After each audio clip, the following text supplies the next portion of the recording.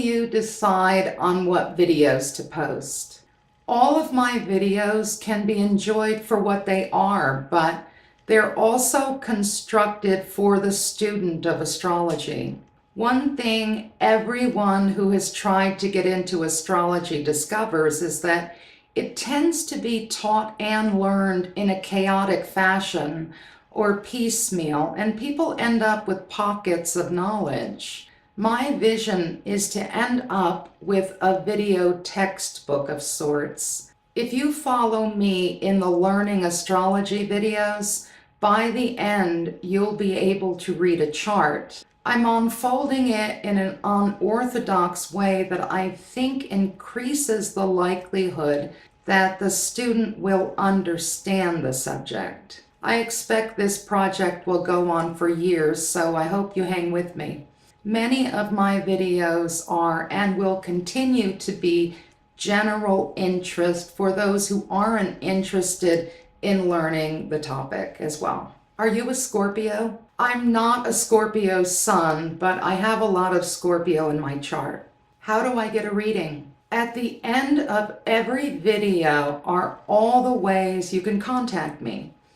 The most popular ways to reach out are via my email or via chat on Facebook. We discuss your needs and make a time for a phone reading. I send you a money request to your email, and once that's settled, we go ahead and do the reading at the agreed upon time. Because I'm a night owl, odd hours are available. Are you single? Yes, and I go both ways. Why don't you dress up and look more professional? Because astrology is different from most subjects. First of all, classes take place anywhere and everywhere.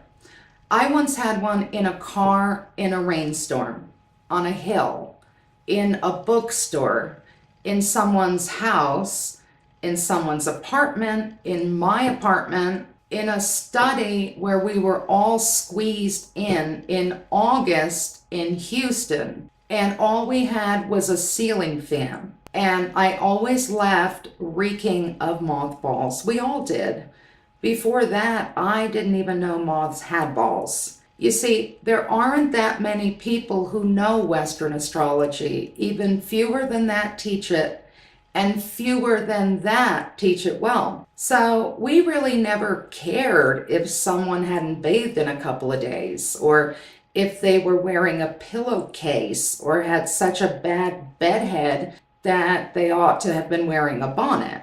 My first astrologer was born in 1901, and she had orange gums, and every single time I'd go over, she would ask me if I was a virgin. She would tell me I needed to lose weight. She told me how great her vibrator was, or what about that dish she made that caused her to shit her head off. But see, she knew astrology.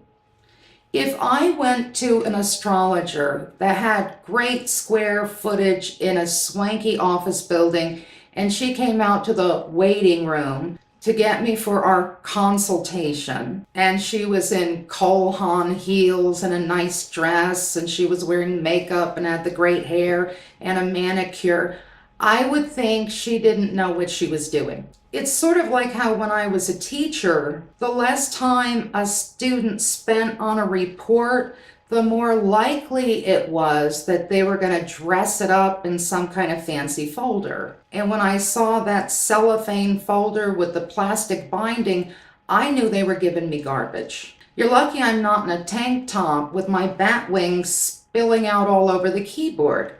Focus on the material instead. You know what this is? This is a badly aspected Venus. It is her vanity. And I think you should focus on that and look into that and see what all that's about. You see, this information is hard to find. So we never cared if the person had soup stains all over their shirt or their accent was so thick you could only understand every other sentence. I knew someone who would drive to another country 4 hours each way to learn astrology. So no, I am not looking more professional.